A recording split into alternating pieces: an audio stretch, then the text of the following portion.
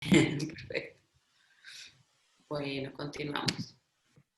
Bueno, un poco en esa línea, entonces a mí lo que me interesa con esta clase es como hablar de estos conceptos muy básicos de lo que es la columna vertebral y tocar ciertos puntos como, bueno, qué está asociado a la columna vertebral cuando hablamos de movimiento, cuando hablamos de flexibilidad, cuando hablamos de fortalecer, ¿no? Porque realmente puedo fortalecer la columna vertebral, no sé, ¿no? Como que nos dicen eso, vamos a fortalecer la columna vertebral. Bueno, la columna vertebral como tal, no, ¿vale? Lo que vamos a fortalecer la espalda, vamos a fortalecer la musculatura de la espalda o vamos a fortalecer la musculatura anterior del cuerpo para que la columna vertebral esté un poco más sana, sufra menos, ¿vale? Entonces, no sé si puedes imaginarte puedes imaginarse la columna vertebral y cómo es esta estructura. Es una estructura ósea, son huesecitos que están uno encima del otro, ¿no? Y bueno, como que siempre hemos visto, así como esa curva, ¿no? Que dentro de la columna vertebral tenemos varios grupos de vértebras, ¿no? Tenemos las vértebras cervicales, de las que se queja todo el mundo. Es que me duelen las cervicales. Bueno, no sé si te duelen las cervicales, te duele puede ser el cuello o los músculos que sostienen las vértebras cervicales, ¿vale? Y a veces ni siquiera, porque te se mueven las cervicales y lo que duele es el trapecio, que es un músculo muy grande que va en toda la zona dorsal, ¿vale?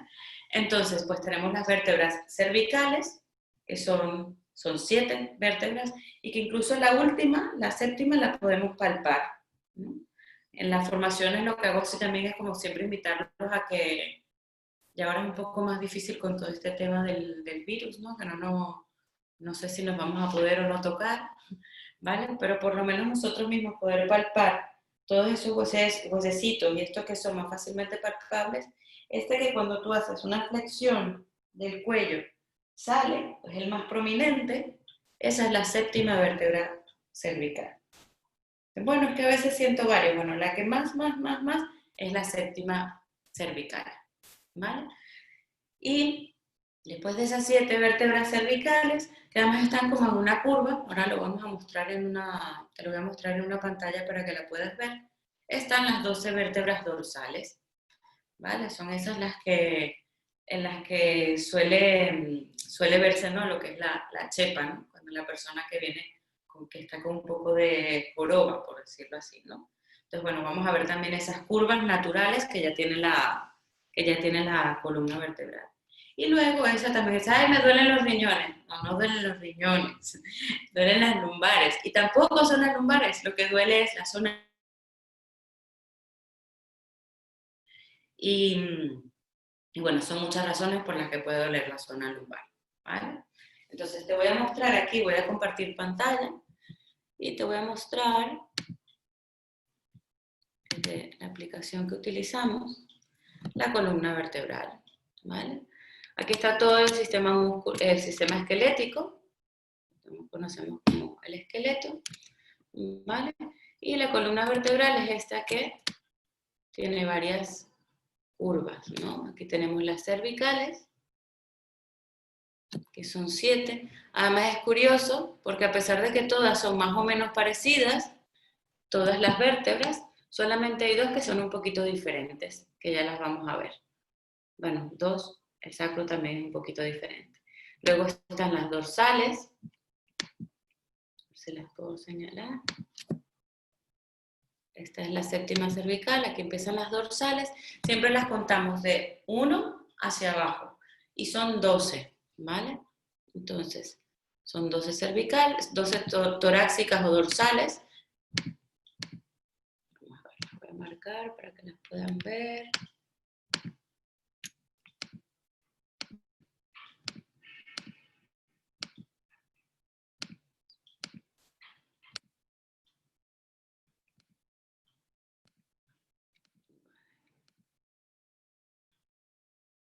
Ocho, 9.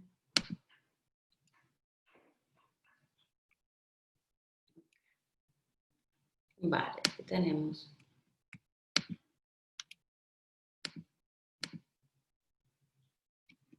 Okay. Tenemos aquí las 12, no me pasaba. Vale.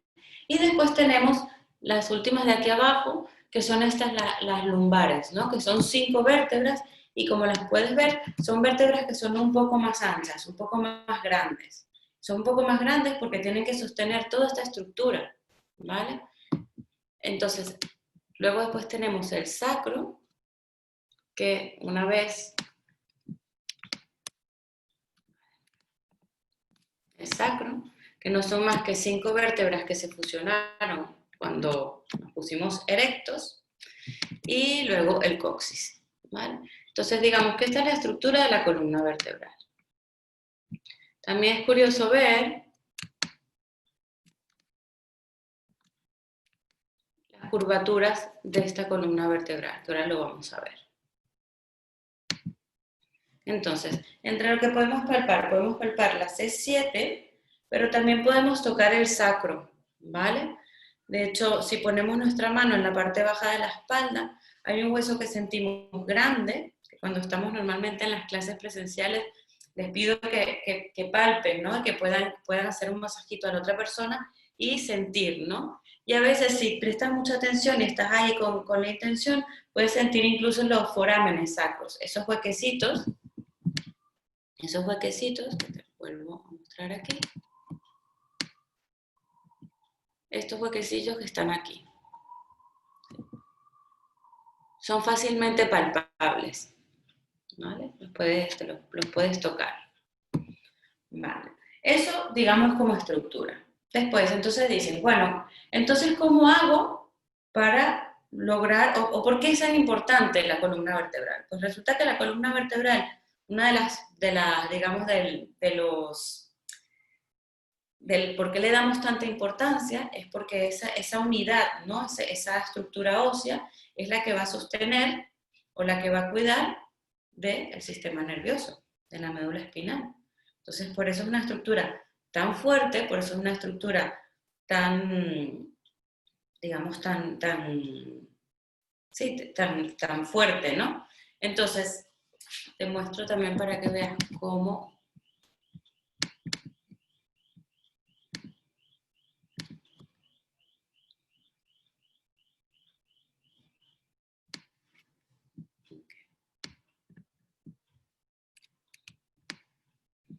esta estructura, si yo le digo o le pido ver por dónde pasa la médula, ¿vale? Entonces, vamos a ir. La médula, que es el sistema nervioso principal, por decirlo así.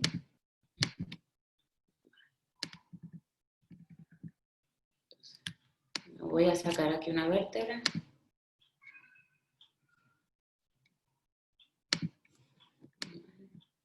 Entonces lo puedes ver, ¿vale? ¿Cómo pasa? Justo por esa estructura. Por eso esta estructura es tan fuerte. Por eso esta estructura tiene estas características tan particulares, ¿vale? Ok.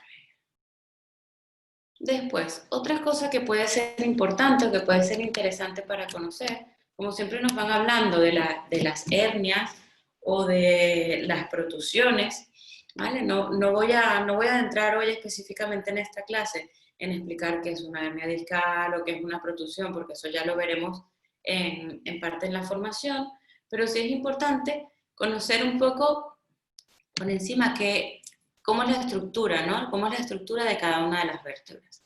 Entonces la vértebra, o digamos, no todas son exactamente iguales, pero la mayoría de las vértebras tienen esta estructura. Entonces digamos que la segunda lumbar, por ejemplo, que es una de las vértebras que es bastante grande, bastante robusta, la puedes ver, ¿no? Tiene aquí unas carillas, ¿vale? ¿Qué quiere decir esto? Estos son pequeñas articulaciones que van a permitirle a la vértebra unirse o bien con otra vértebra, la de arriba o la de abajo, o bien con las costillas, en el caso de las vértebras dorsales, que también lo veremos con más profundidad en la formación. Esa es la estructura, ¿no? Entonces, bueno, ahí la vemos. Por ahí vemos que pasa la médula, tenemos las apófisis transversas y luego tenemos las apófisis espinosas. Las apófisis espinosas son esas que podemos sentir en la espalda. O sea, si tú vas recorriendo toda tu columna, eso es lo que puedes sentir, ¿vale? Las transversas es un poquito más complicado, pero sí, después, entre las espinosas y las transversas, sí puedes sentir también una musculatura que puede ser bastante fuerte, bastante potente. Son los músculos paravertebrales, ¿vale? Son aquellos músculos que te van a permitir una cantidad de movimiento. Entonces, bueno, digamos que esta es la estructura. Después, hay otras vértebras que son un poquito diferentes, como ya dijimos, el sacro, que ya has visto, son 5 vértebras que se han fusionado y forman este hueso así un poco más grande, ¿no? Más potente, que forma parte también de lo que es la pelvis o la cintura pélvica. Y luego, hay 2 vértebras que a mí me gustan mucho, tengo mucho cariño, que son las vértebras, la primera y la segunda cervical, ¿vale? ¿Y por qué son tan especiales? Porque estas vértebras son la base del cráneo, ¿vale? A ver si lo logro. Okay. Esta, que es el atlas. Claro, la médula espinal. Vamos a sacar aquí el sistema nervioso. Entonces tenemos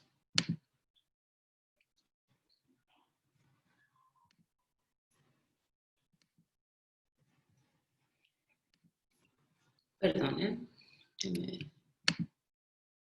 ahora.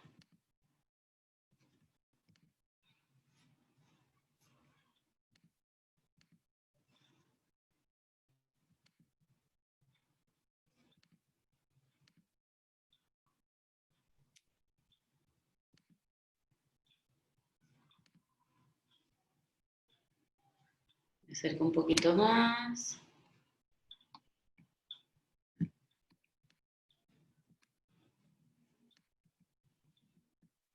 Ok, ahora sí.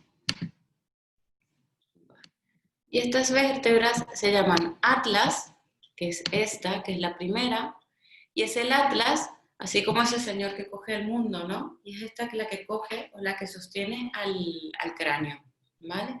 Y ves, la estructura es un poco diferente a las demás conjunto de vértebras, y tiene igualmente estas facetas articulares, esta que hace que se una al cráneo, al occipital específicamente, y luego tiene el axis, que es la otra vértebra, que es la segunda vértebra cervical, que se engancha, que es como si se enganchara en el atlas. Ok, entonces continúo aquí explicando un poco la importancia de esto. ¿Qué pasa? Que todas estas vértebras están unidas por lo que conocemos como un tejido conectivo, ¿no? Lo que es el anillo o el disco intervertebral, ¿vale? Que es ahí donde ocurre normalmente lo que llamamos hernias o protusiones. No vamos a entrar allí, pero fíjate que entre cada una de las vértebras vas a encontrar un tejido que lo que me permite es, o bien mantenerla para que no se vayan los huesitos, para que no se vayan las vértebras, no se escapen, o bien para, digamos, servir como de colchón, ¿no? Como entre cada una de las vértebras, que es el anillo fibroso, ¿no? Es como esa fibra, y es ahí donde normalmente, cuando se fuerza demasiado, cuando hay demasiado peso, ocurren las hernias o las protusiones discales. Vale. Salimos un momentito de ahí. Entonces, digamos, ¿qué es lo importante o qué es lo que podemos rescatar? Que bueno, primero, que la columna vertebral es una estructura ósea, y que en esa estructura está conformada por 7 vértebras cervicales, que son las que están sosteniendo el cráneo, las que están en el cuello, que podemos palpar las C7. Luego tenemos 12 vértebras dorsales, ¿vale? Que también están unidas a las costillas, ¿no? A las costillas, que son las grandes protectoras de los órganos. Y luego tenemos unas 5 vértebras lumbares, ¿vale? Que digamos son las que las que me permiten ese movimiento como más amplio del cuerpo, no exactamente las vértebras, sino esa musculatura, digamos que es como la conexión entre piernas y tronco, ¿no? Por decirlo así. Y luego tenemos el sacro y el coxis. Esa es la estructura básica de la columna vertebral. ¿Y qué pasa con la columna? Qué cosas curiosas, ¿no?, tiene la columna? ¿Qué pasaría si la columna vertebral fuera así como completamente recta, ¿no? Pues sería como imposible, ¿no?, mantenerse erguido. Entonces, ¿qué tratamos siempre, no? O cómo nos podemos dar cuenta siempre, la columna tiene como unas curvas naturales, que estas curvas además van evolucionando con nuestra evolución como ser humano.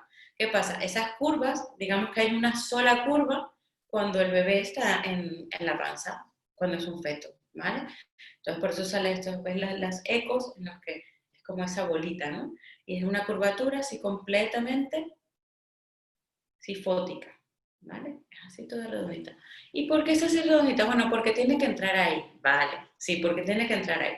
Bueno, porque las vértebras están todavía, no se han terminado de separar, ¿vale? Porque las vértebras no se han terminado de separar. Y después dice, bueno, pero es que después nace y sigue siendo una bolita, ¿vale? Y empieza a crecer, pero sigue durmiendo como una bolita. ¿Qué es lo que pasa? Y de repente me doy cuenta que no. Y te dicen, ten cuidado con la cabeza, sostén la cabeza. Y tú dices, bueno, pero a ver, ¿por qué ven eso? Bueno, porque no, la musculatura no está desarrollada y entonces no hay, o sea, la curvatura es una curvatura única.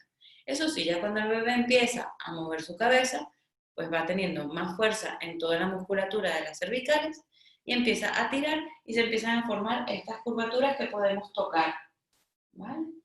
Estas curvaturas, que cuando no las tenemos duele mucho, ¿vale? Cuando tenemos una rectificación cervical, por ejemplo, ¿vale? Que ves a la gente que va con el collarín porque ha tenido un accidente, un latigazo cervical, es por eso, porque esa curvatura no es completamente, no está como debería estar, ¿vale? Luego, el bebé empieza a gatear, pues nada, empieza también las estructuras, le cuesta, porque claro, no tiene la musculatura. Antes de eso, bueno, mentira, antes ha tenido que sentarse, para eso necesitas una fuerza abdominal brutal. Hoy en día para nosotros es muy natural, pero necesitas tener una fuerza para ponerte en pie y los ves, ¿no? Y ves que el abdomen, incluso cuando lo ves levantarse, ves el movimiento abdominal, ¿vale? Lo podemos sentir, ¿no?, cuando nos ponemos de pie. Si tú directamente estás tumbado en la cama y tratas de ponerte de pie, pues estás cargando completamente con toda la musculatura de la espalda, ¿vale? Si te ayudas con la zona abdominal o vas primero a un ladito, pues ayudas a proteger, digamos, a proteger la columna vertebral. Entonces, decimos entonces que es importante o tomamos en cuenta la columna vertebral como un eje importante o que tenemos que conocer dentro del yoga, pero también, ¿por qué? Porque es la gran protectora del sistema nervioso, ¿vale? Pero después cuando empezamos a hablar de movimiento, decimos, pero ¿por qué el yoga? ¿Por qué el yoga me puede ayudar a cuidar mi columna? ¿O por qué el yoga me puede...? Bueno, porque el yoga, en cada uno de los movimientos, utiliza todos los movimientos que puede generar la columna vertebral para fortalecer la musculatura y también permitir elongar. Entonces, ¿qué hace? Fortalecer los músculos que me van a permitir mantener todas estas curvas que tiene la columna, ¿vale? Sin que la presión, y permitiendo también que haya como un alargamiento y que no haya tanta presión entre cada una de las vértebras. Vuelvo otra vez a las curvas, ¿no? Porque creo que es un tema que es interesante. Perdón, me voy.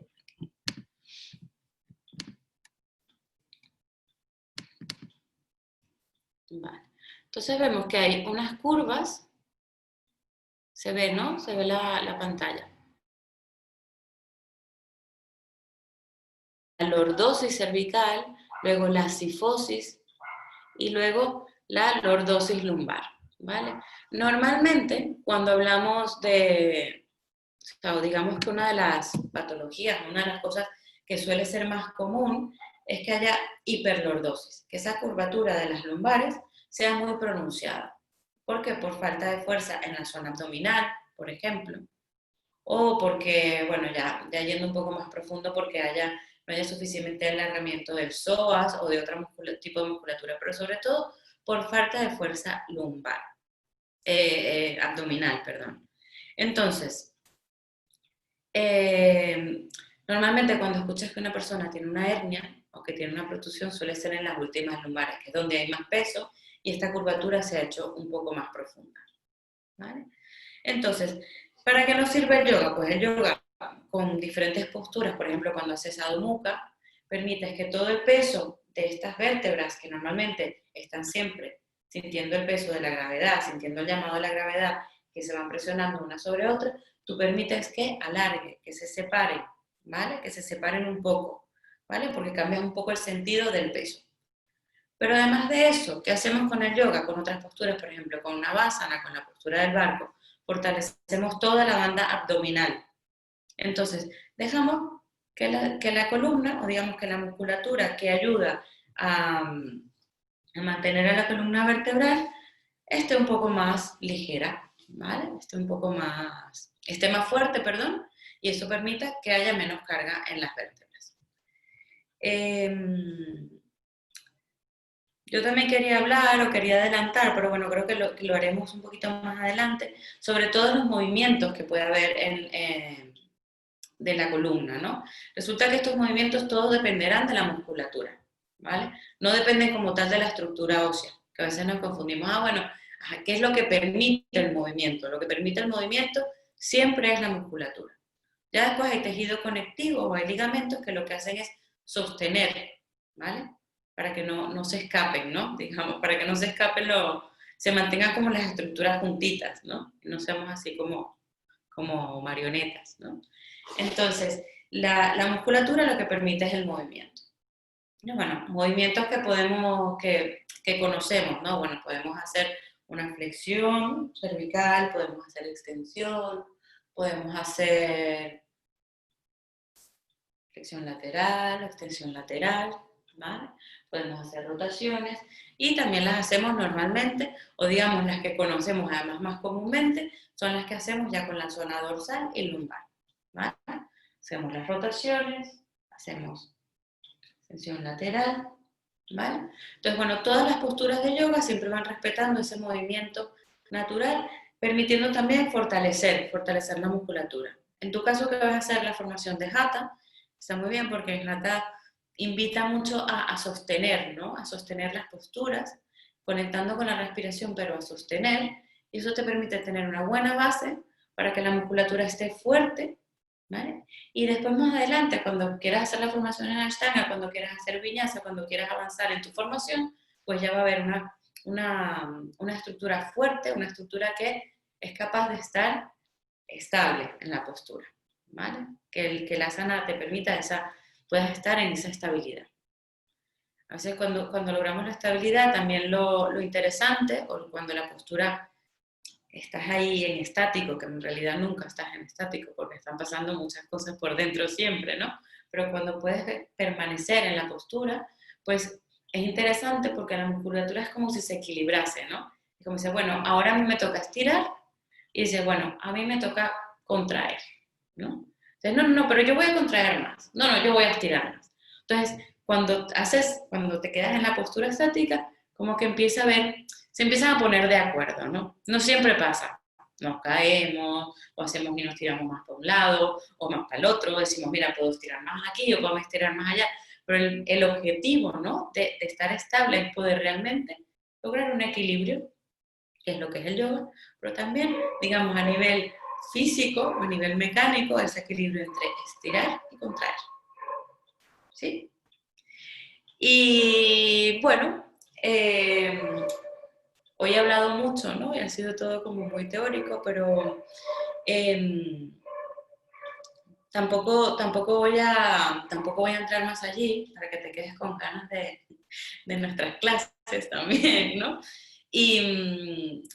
Y sí también tocar un punto importante, como la importancia también de una columna vertebral sana, ¿no? Que también está, no sé si sabes, pero esos canales energéticos, los chakras, lo que conocemos como los chakras, ¿vale? Hay unos canales, los nadis, que pasan por ahí, que pasan por la columna. Entonces, mientras más sana esté nuestra columna, más flexible, más fuerte, pues más posibilidad de que esto pase. Son muchas cosas más, ¿no? Pero básicamente esa es la importancia. También hay mucha relación con los nadis y todo lo que es el sistema nervioso. Y estas son cosas que vamos a ver, ¿vale?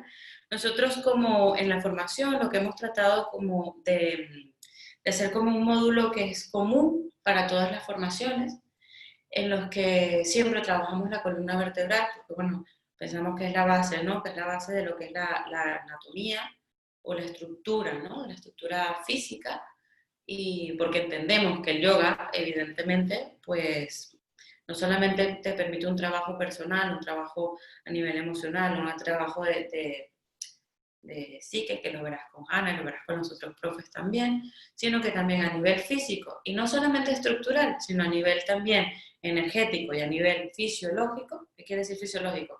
De todos los sistemas, sistema digestivo, respiratorio, todos los demás sistemas, también puedan entender por qué realmente nos volvemos como muy adictos al yoga, ¿vale? Y porque realmente dices, bueno, pero es que a mí me va bien, pero ¿por qué te va bien, no? Entonces, bueno, es que yo me he dado cuenta, pero realmente te has parado a pensar que estás durmiendo mejor. Bueno, sistema nervioso. Realmente te has puesto a pensar desde que haces yoga que digieres un poquito mejor, que antes así, no sabías que te costaba y ahora mejor. Bueno, todas esas cosas tienen una explicación, ¿vale? También es magia, pero no. Yo les voy a explicar un poquito lo fisiológico y lo anatómico, ¿vale?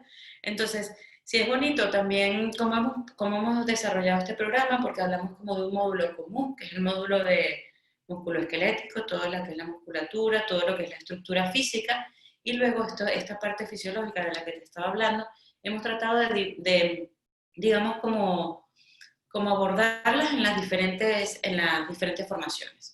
Entonces, por ejemplo, para nosotros en Hatha es como muy importante trabajar el sistema respiratorio, porque es parte de la base, es parte de la base de eso, ¿no? De permanecer en el asana, de reconocer el asana y de familiarizarte con tu propia respiración, ¿no? Y ya luego también trabajamos el sistema circulatorio, bueno, porque el sistema respiratorio y el circulatorio, bueno, todos están muy unidos, pero bueno, digamos que es como la base, ¿no? Digamos esta primera base. Luego para Ashtanga, obviamente trabajamos el sistema digestivo, porque no sé si has practicado alguna vez Ashtanga, pero bueno, la primera serie de Ashtanga está dedicada a limpiar, a desintoxicar el sistema digestivo. Entonces, bueno, luego también trabajamos el sistema nervioso. Y luego en Vinyasa vamos un poco más a linfático, porque al haber movimiento, pues permitimos también trabajar todo el tema de ganglionar, ¿sí? Y un poco también abordamos todo el tema endocrino. Y en Vinyasa Krama pues nos dedicamos todo el sistema endocrino, que es como la gran guía fisiológica del cuerpo. Y encontramos una relación con todo el tema energético, ¿no? Que bueno, no lo podemos dejar atrás. Esa relación entre lo que conocemos, que son las funciones energéticas del chakra, y qué es lo que está pasando en el cuerpo y cómo se relacionan, ¿vale? Entonces, bueno, esto es un abreboca, ¿vale? Para que te animes a comenzar a revisar el material, para que, bueno, tengas ahí una base donde puedas recurrir. Y bueno, para que también te entusiasmes a empezar el proceso, ¿no? No sé si tienen alguna pregunta antes de que Patricia explique un poco cómo es la estructura de la formación, estas cosas más formales de las que él se acuerda mejor que yo. No, simplemente cuando vos nombrabas los de estirar y contraer, ¿no? Me recordé que hay posturas y contraposturas, ¿no?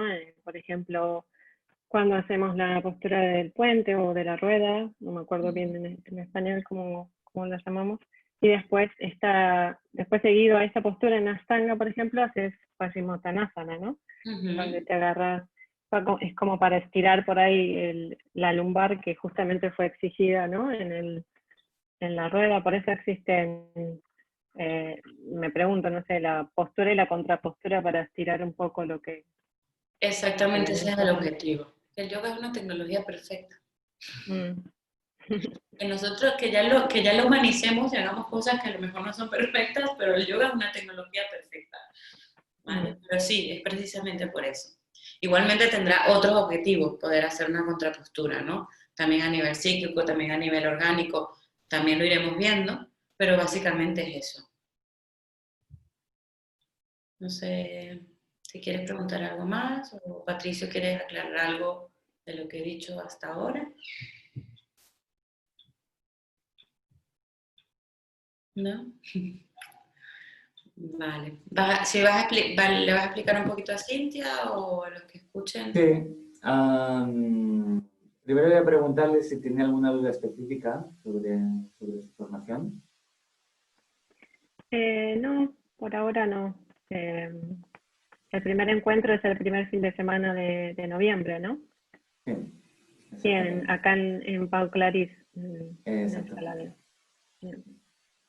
Bueno, pues voy a explicar algunas cositas más de lo que son las formaciones, porque este vídeo lo va a ver más gente después. Entonces, básicamente tenemos una estructura formativa que es de 5 años. ¿De acuerdo? Tenemos 3 formaciones de primer nivel o básicas, donde todo el mundo puede entrar de alguna manera sin tener una formación previa. Y luego tenemos una formación avanzada que es en Vinyasa Krama. Para entrar en esa formación, el requisito mínimo es tener una primera formación de 200 horas, aunque nosotros recomendamos que la gente tenga un mínimo 2 formaciones para entrar. Porque nos hemos dado cuenta que con una sola formación la gente se queda un poquito corta. ¿Sí? Ahora, de hecho, la gente que la está haciendo tiene 3, 4, 2 como mínimo. ¿Sí? Si no me equivoco, no hay ahora mismo nadie en Vinyasa Krama que tenga solamente una formación. ¿Sí? No solamente por un tema de conocimiento, sino por un tema de trabajo interno, un tema de centramiento, de estabilidad, de foco mental. ¿Sí? Tenemos que tener una selección de la madurez, no solamente como practicante, sino también como estudiante, ¿sí? De manera que la gente pueda absorber los contenidos de manera dinámica y de esta manera poder aprovechar mejor la formación. Y las formaciones básicas, nuestro recorrido recomendado es comenzar por Hatha, que es la base de todo. ¿De acuerdo? En Hatha entiendes realmente la postura, vuelves a tu cuerpo, te reconectas con las sensaciones. Y aprendes a alinear, aprendes a corregir, aprendes a sostener. ¿Sí? O sea, se dice que asana tiene que ser estira y sukha. Estira significa estable y sukha agradable. ¿De acuerdo? Si no hay estabilidad, el sistema nervioso no se puede relajar, ¿sí? Las articulaciones sufren y los músculos también no acaban de relajarse. ¿De acuerdo? ¿Qué ocurre cuando entramos muchas veces directamente a Vinyasa o Ashtanga? Que no tenemos una técnica adecuada de asana. Entonces, Vinyasa son asanas encadenadas, igual que Ashtanga continuamente. ¿Sí? ¿Qué ocurre? Que yo voy haciendo, pero no me voy dando cuenta y voy haciendo malos movimientos. ¿Sí? Y no pasa nada porque estoy un poquito tiempo en la postura, entonces no es el suficiente tiempo como para que me haga daño. ¿Sí? Pero esto poquito a poquito va afectando al cuerpo. Entonces de repente sale una lesión por aquí, sale una lesión por allá. O simplemente, al no realizarla correctamente, no se activan los sistemas energéticos y glandulares que se tienen que activar con la postura. Porque recordemos que en la práctica de asanas no estamos trabajando solamente el sistema músculo-esquelético, sino que estamos trabajando muchos otros sistemas. Esta es la diferencia entre yoga y fitness. En fitness trabajamos músculo esquelético, pero con yoga trabajamos sistemas mucho más profundos. ¿Vale? Y para que esto suceda se requiere de un conocimiento y de una técnica previa. Para que esto pueda hacer cambios profundos en nuestra emoción, en nuestra mente y en nuestro comportamiento. Todos tenemos comportamientos reactivos y todos tenemos traumas acumulados en nuestro cuerpo. Y lo que hace el yoga es ir liberando y purificando esos traumas. De repente alguien te dice algo y te molesta. Y a lo mejor te molesta porque tu madre te decía exactamente lo mismo y no te gustaba de niño. Pero ni te acuerdas, ni te das cuenta. Ay, déjame en paz ya, ¿no? Y el otro se queda, bueno, que le he dicho, ¿no? Que ha reaccionado de esta manera tan explosiva. Y esto se debe pues, a todas estas informaciones que están acumuladas en nuestro cuerpo. ¿De acuerdo? ¿Entiendes? poquito a poquito, todo esto lo vamos purificando, ¿de acuerdo? Y vamos llegando a tener una conciencia un poquito más libre, más clara, más abierta. Es uno de los objetivos que estamos desarrollando con la práctica. A partir de ahí, también el primer año vemos la filosofía básica del yoga, y básicamente los hábitos de vida yógicos que nos van a permitir también desarrollar esos estados de conciencia más profundos. Y el segundo año entramos en vinyasa. ¿Qué hacemos? Ponemos todo eso en movimiento y, como dice Karina, comenzamos ya a trabajar otros sistemas que a lo mejor en Hatha no se trabajan tan directamente. ¿Bien? Trabajamos más la fluidez, por ejemplo, el sistema linfático, y también trabajamos el sistema cardiovascular y el sistema respiratorio desde otro lugar. Y en concreto trabajamos mucho el fuego interno a través del movimiento. Todo el sistema de movimiento va activando nuestro fuego interior, y lo que se llama Agni. Y este Agni también va purificando y limpiando nuestro sistema a nivel celular, básicamente va quemando las toxinas que puede haber en las células y la sangre. Y en concreto el segundo año hacemos mucho énfasis en los chakras. Aprendemos a secuenciar en función de los chakras. Mientras el primer año aprendemos a secuenciar más según sistema músculo-esquelético, el segundo año aprendemos a secuenciar en función de los chakras y a poner objetivos que no tengan que ver tanto con el músculo esquelético, sino con el sistema mental y el sistema emocional. Por ejemplo, secuenciar para desarrollar fortaleza emocional, para desarrollar seguridad o para, por ejemplo, desarrollar nuestra creatividad. ¿Cierto? Y podemos ir eligiendo diferentes objetivos de secuenciación que tienen que ver más con lo emocional, con lo energético o con lo mental. ¿Cierto? ¿Aquí se entiende todo? Y el tercer año trabajamos con Ashtanga. Ashtanga es una secuencia fija. ¿Cierto? Entonces lo que aprendemos en Ashtanga es a cómo modificar esa secuencia. Primero entenderla correctamente, saber el porqué y el para qué de esa secuencia, entender el porqué y el para qué de ese orden, y entender el cómo entrar y salir de las posturas de manera adecuada. No se puede entrar y salir de cualquier manera. Hay una estructura muy bien diseñada y muy clara de cómo salir, y a partir de ahí, de cómo entrar, y a partir de ahí hay todo un desarrollo de cómo llegar hasta ahí.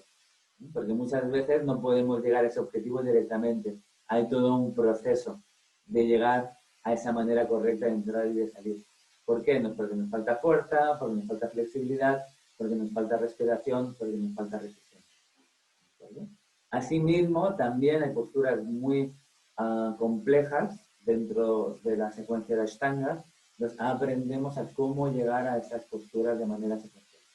Si una postura no la podemos hacer, aprendemos qué posturas podemos ir haciendo hasta llegar a eso. ¿No? Y en concreto, mientras que Hatha arquetípicamente es el primer chakra, es la base, Vinyasa sería más la creatividad y el elemento agua, Ashtanga es el tercer chakra, el elemento fuego, está relacionado con la fuerza de voluntad y también, como ha dicho Karina, con toda la purificación del sistema digestivo. Estos serían el primer bloque de formaciones que formarían 500 horas. Bueno, 500 horas es, dijésemos, el estándar que creo mínimo hoy en día para ser profesor de yoga. ¿Sí? 200 horas, la verdad, se queda corto. 200 horas de cualquier cosa que quieras aprender se quedan cortas. ¿Sí? Y en concreto el yoga, que tiene una profundidad, ¿sí? Y un desarrollo en el tiempo también. ¿De acuerdo? Hay muchas cosas que para entenderlas tardamos 2, 3, 4, 5 años realmente en integrarlas nosotros. Se dice que realmente entender la práctica de yoga son 12 años de práctica intensa. Entonces, bueno, en un año, pues, se puede iniciar el proceso, porque por algún lugar hay que iniciar. Pero creer que ese es el final del camino es un gran error. Entonces, más bien, es el principio del camino. Y uno debe entender que como practicante y como profesor de yoga, nunca deja de aprender. Nunca. Yo continúo estudiando, todos continuamos estudiando, todos continuamos practicando toda la vida. Y eso es parte de la gracia del yoga, que nunca se acaba. Y siempre hay algo nuevo, hay algo más profundo, algo interesante que atrae tu atención. Y digo, wow, ¿no? He descubierto esto, madre mía. 30 años me acabo de dar cuenta de algo súper básico que ni me he dado cuenta. O soy capaz de verlo desde otro lugar de mayor profundidad. ¿De acuerdo? Bien, y después de este bloque básico, tenemos la formación especializada con Blanca. Entonces, la especialización con Blanca es en Vinyasa Krama. Vinyasa Krama es, dijésemos, dentro de la tradición de la escuela, la metodología raíz. ¿De acuerdo? En realidad, Hatha es la raíz de todo. ¿De acuerdo? Hatha es la raíz de absolutamente todo. Por eso comenzamos por Hatha. Pero todo lo que es Vinyasa y todo lo que es Ashtanga, todo lo que es yoga dinámico, tu raíz es Vinyasa Krama. Pero para entenderlo en la debida profundidad, primero hay que, dijésemos, preparar el cuerpo y preparar la mente. Por eso pasamos primero por Vinyasa y pasamos por Ashtanga. Para luego realmente poder absorber esa información. Porque tiene una gran profundidad, una gran enseñanza de cómo secuenciar a niveles muy, muy, muy profundos. En función del momento del día, de la época del año, de la persona que tengas delante y de objetivos ya cada vez más sutiles y más profundos. ¿No? Objetivos que ya muchas veces tienen que ver con el proceso real de la práctica de yoga. Cuando estamos trabajando con sistema esquelético, incluso cuando estamos trabajando con sistema energético o cualquier sistema fisiológico, estamos en la superficie de la práctica de yoga. Estamos en las angas que se llaman superficiales. ¿Sí? Hay dos aspectos de la práctica interna y la práctica externa. ¿Sí? Todo lo que tiene que ver con el cuerpo físico, sistema energético, incluso sistema emocional, incluso casi mente, ¿de acuerdo? O las capas más externas de la mente, es lo que se llama la sadhana externa, la práctica externa. ¿Sí? Y luego está toda la práctica interna. Con Vinyasa Krama lo que hacemos es ir por faena, ¿de acuerdo? Repasar todo lo que hemos visto, ponerlo en orden, darle una estructura aún más amplia, ¿de acuerdo? Poner ejemplos muy prácticos. ¿Qué te ocurre a ti? ¿Qué le ocurre a tu compañero? ¿Qué le ocurre a la gente que le das clase? Oye, mira, tengo esa persona que no sé qué hacer con ella. ¿No? También con Blanca comenzamos a trabajar ya los aspectos más terapéuticos del yoga. ¿De gente con lesiones, gente con problemas. ¿Qué hago con esta persona? Ahora me explicaba un alumno, tengo una persona que le falta un brazo, ¿qué hago con ella? Tengo una persona que tiene tal enfermedad, tengo una persona que está en silla de ruedas, ¿cómo trabajo con ella? ¿Sí? Todo esto lo vemos en Vinyasa Krama. Y bueno, ampliamos el número de posturas, ampliamos el número de secuencias y vamos más a los aspectos filosóficos y de alguna manera energéticos y sobre todo a nivel de conciencia, a nivel de lo que realmente es la práctica de yoga. Dentro de la práctica de yoga tenemos los niveles inferiores, de los cuales en realidad la mente forma parte, mente, intelecto, etcétera, son los niveles inferiores y luego están el nivel, por así decirlo, del espíritu. Está Purusha, que es el espíritu, y está Prakriti, que es la materia. ¿Sí? Entonces comenzamos ya a visualizar y a entender este punto intermedio, de alguna manera, de unión entre Prakriti y Purusha. ¿De acuerdo? Por así decirlo, entre el alma o el espíritu y la materia, nuestro cuerpo, uniendo nuestro cuerpo con todo el sistema que anima el cuerpo, ¿sí? Energético, mental, emocional. Entonces ya comenzamos a llegar a las capas más sutiles y más cercanas a, bueno, a lo que es el objetivo del yoga, realmente conectar con el espíritu y que sea el espíritu lo que guíe nuestras vidas y no nuestra mente. ¿Sí? Normalmente nuestra vida la guía nuestra mente y nuestra mente en realidad es una mente reactiva. ¿Sí? Por lo que nos han enseñado, por los traumas que hemos sufrido, nos creemos que somos libres, pero simplemente estamos repitiendo las mismas cosas de nuestros padres, de nuestra familia y de nuestra sociedad. ¿De en mayor o menor medida, de manera más o menos consciente. Que todo uno puede ver que hay cosas que ha conseguido liberarse de la historia familiar, pero hay cosas que no. Y uno puede ver cosas que ahí reacciona, que se tensa, ¿de acuerdo? Cosas en las que está abierto. ¿Sí? A medida que estamos más abiertos, somos más libres, conectamos más con el espíritu, con la vida, ¿no? con esta fluidez. Y podemos, por así decirlo, vivir más el presente, si no estamos viviendo en el pasado constantemente. Y como Y como seres humanos y como especie no evolucionamos.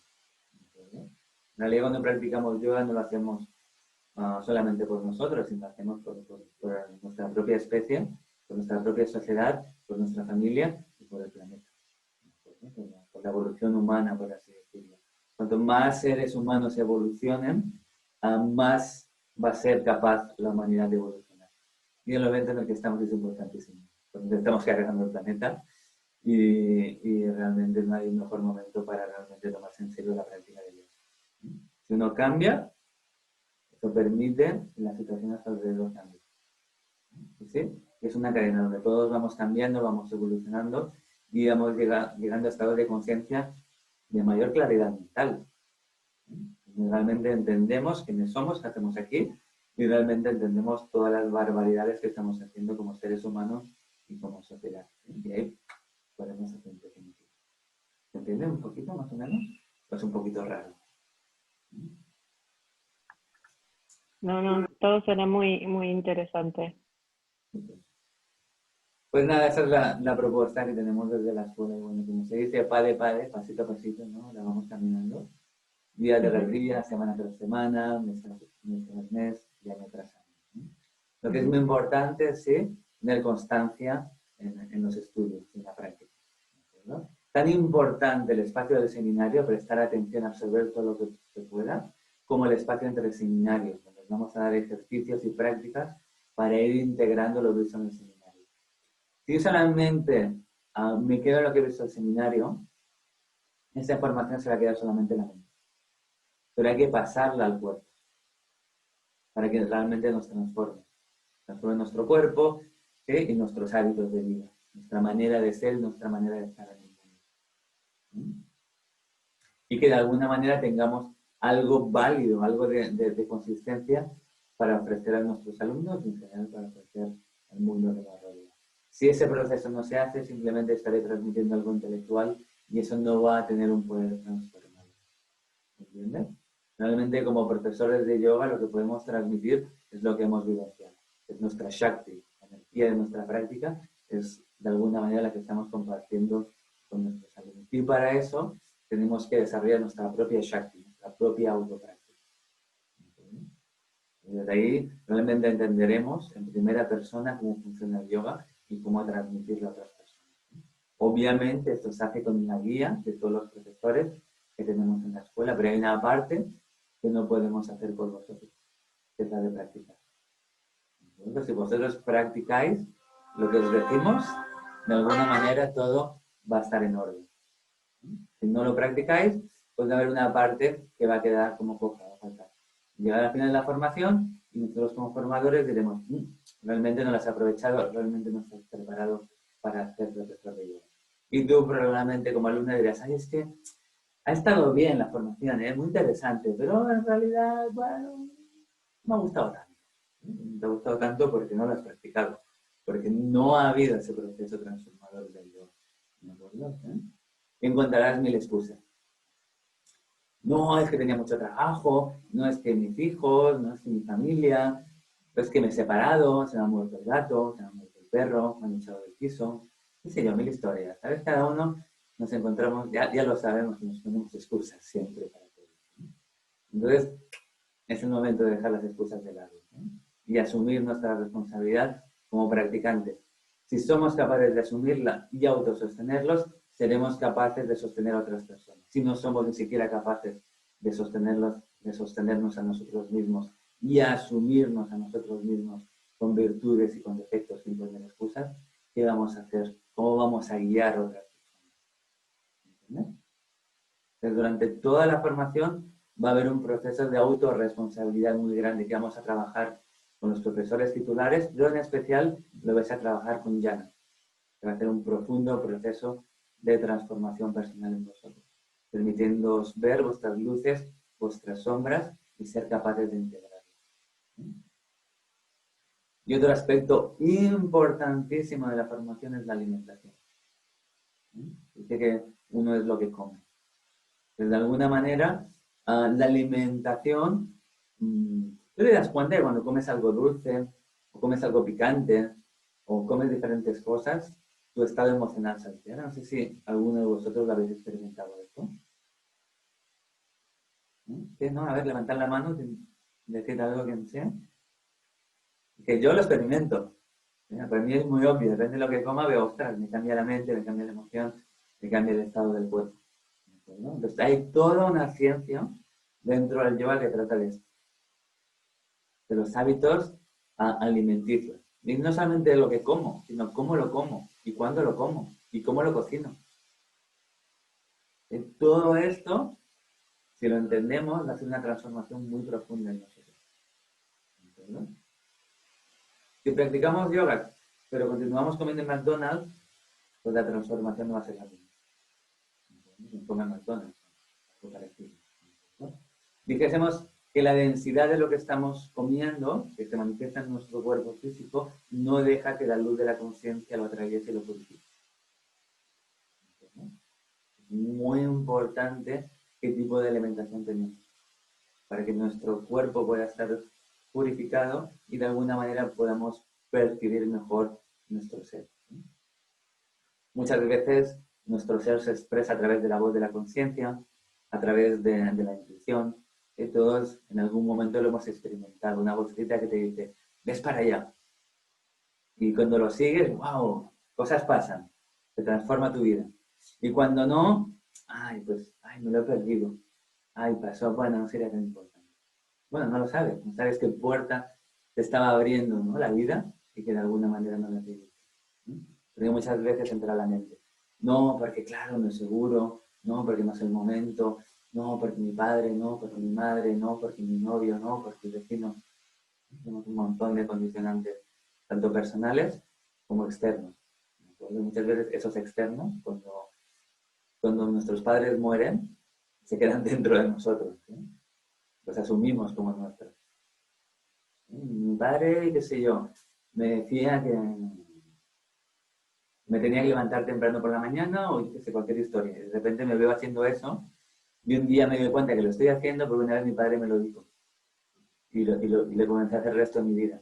Pero nunca me planteé por qué ni para qué me lo dijo. Ese momento ya ha pasado, ese contexto ha desaparecido. ¿Se entiende un poco no lo que estoy hablando? ¿Bien?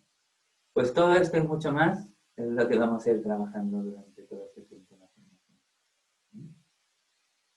Así que nada, con muchas ganas de comenzar y ponernos al día con nosotros mismos. ¿Alguna cosita que queréis comentar? No, que bueno, me suena todo muy, muy interesante y quiero empezar ya. Pero sí, lo que más me gusta de esta formación es que no solo se abocan a la parte práctica y física, ¿no? Como en muchos otros lugares, sino que vamos a aprender sobre filosofía y sobre todo esto que estás contando, que me parece súper interesante, como complemento y porque yoga, bueno, es todo, ¿no? No es solo la parte física y los ejercicios y las asanas, ¿no? Así que sí, muy, muy entusiasmada con la formación. Súper, muy bien, Cintia. Pues nada, damos gracias a Karina, ¿sí? Que ha sido muy amable de compartir nuestro conocimiento el día de hoy. Vale, gracias a ustedes. Y nos vemos pronto, Cintia. Nos vemos pronto, Patricia. Muy bien, un abrazo para los dos. Muchas Buena gracias. tarde. Adiós. Nos vemos. Chao, chao.